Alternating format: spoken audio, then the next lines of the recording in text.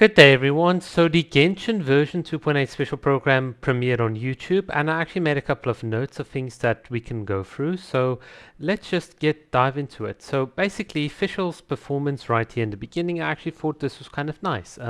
This was like very decent. It's much better than the scripted performance that she gave throughout the interview. I did think that overall the voice actors didn't really come across very well.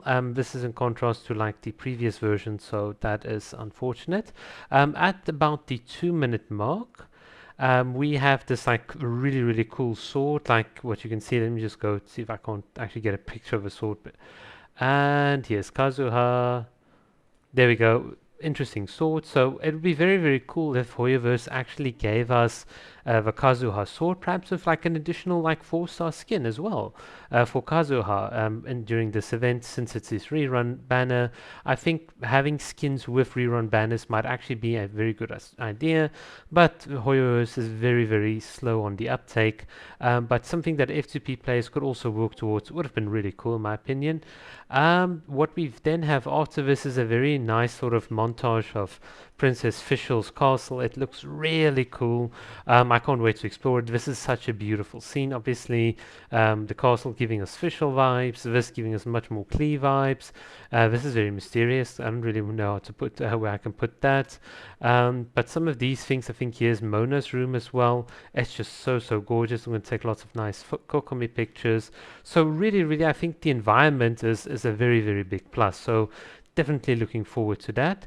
Yeah, this is a very nice Kazuha scene. The one thing that did feel a bit jarring or odd to me was this little cartoonish thing. So you can see the frame rate's very choppy. They look like cartoon cutouts, and it just feels too budgety. It feels too cheap.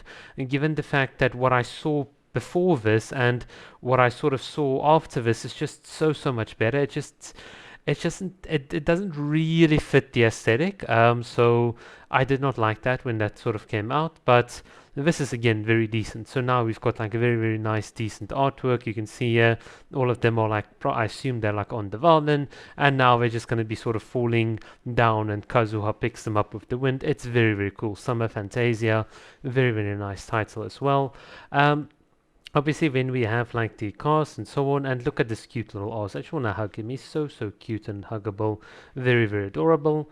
The other thing that happened in this live stream was a lot of stalling. They just gave us so much unnecessary information that we could have gotten just from playing the game. So let's now look at someone like Kaizo and analyze his kit for a bit. So they introduce him, they talk a lot about him. I think, let me just quickly look at the time. Oh, I actually forgot to put in, oh, here's the timestamp at 13. So basically, he's an Anemo Catalyst user. I think my biggest concern with him is perhaps range. So one of the cool things that I like about someone like Sucrose is the fact that you can still hit enemies from a respectable range and so on. And I think with him, this might be a bit of a problem. The other thing is, since he has to be like on field with his abilities and so on, I don't think he's going to be a character that you'll use in reaction-based sort of team comps. He seems to be very much like a bruiser, so it's a bit of more of an offensive Anemo unit. I think he'd be like the, and I think people are going to hate me for saying this, he'll be like the C0 Shao of Anemo. People are probably going to be, yeah, a C6 Hazo with will be a Caesar Shao. Whoops.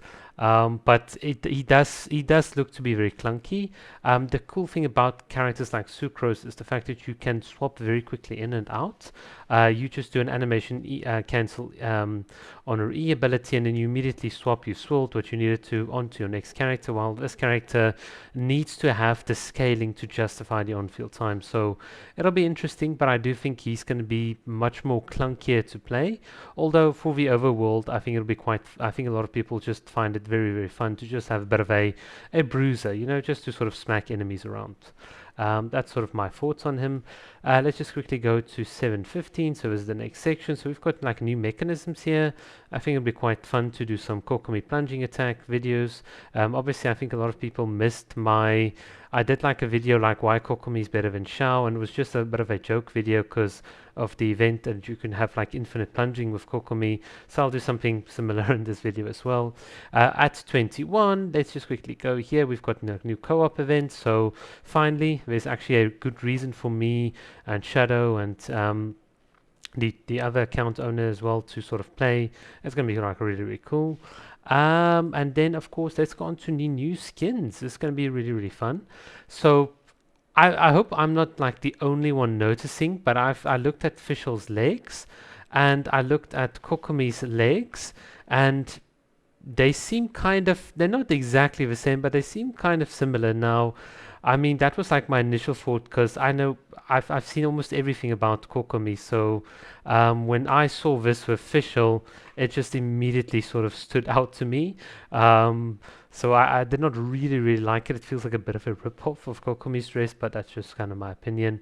And in the look, I mean, honestly, the guy looks really, really good. So I just wish there was like a token system, like I mentioned in a previous video, so that F2Ps can also get this really, really cool skin with the effects and so on. The fact that you can only purchase it is kind of not really in the spirit, but hey, it's whatever. And then finally Sumeru, which is at 32.45 right here. So Sumeru is absolutely awesome if you have Venti and Kazuha, because there's going to be lots of verticality. Characters like Yelan might feel a bit more clunky since I don't think we'll have as many open regions. I hope it's like a very dense jungle type sort of environment, like luscious green. It definitely gives you that vibe. Sumeru is supposed to be dendro, like growth. So I do hope we get like a very, very different environment. This is like absolutely beautiful. Overall, it looks great. Yeah, I can't wait for us to sort of play it and so on. And of course, we got like a mysterious voice here, and there's the statue of Kusanali. I can't, yeah, I think she's going to be an awesome character. I'll probably skip a lot of characters.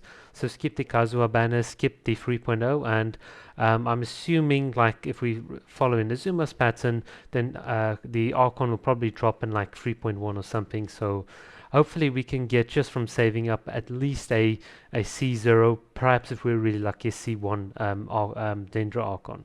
That'll be really nice. But yeah, I mean, overall, the actual special program is fairly decent. It's going to be a bit of a dry patch, but I think it'll be okay. It's a shame that the live stream wasn't as successful, but hey, you know, that's just life. So let's just give it a like, and thank you guys for watching. Cheers.